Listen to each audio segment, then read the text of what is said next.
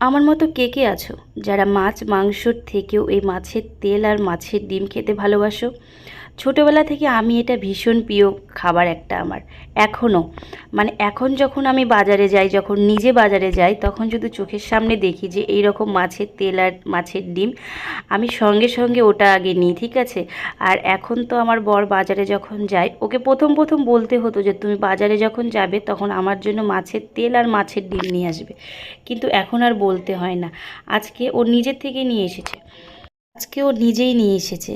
আর অন্যদিন আমি কি করি বলো তো, শুধুমাত্র বেশি করে পেঁয়াজ আর কাঁচা লঙ্কা চিড়ে এটাকে ভাজি, কিন্তু আজকে আর সেটা করব না। আজকে একটু সবজি দিয়ে করব, সমস্ত রকম সবজি দিয়ে, যেটাতে আছে তোমার গাজর, আলু, বেগুন আর হচ্ছে পুঁই ডাঁটা আছে।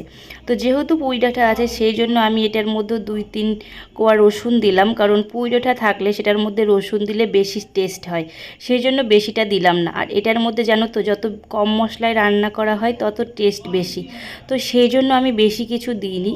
শুধুমাত্র লবণ, হলুদ আর জিরে গুঁড়ো দিয়েছি, আর পরে একটু আদা আর কাঁচা লঙ্কা বেটে দিয়েছিলাম, ব্যাস এটুকুই দিয়েছিলাম। আর এটা না এত সুন্দর আর টেস্টি হয়, তোমরা জাস্ট একবার শুধু বাড়িতে বানিয়ে খাবে, তারপর তোমরা বুঝবে যে মাছ মাংসকে হার মানায় এই রেসিপিটি।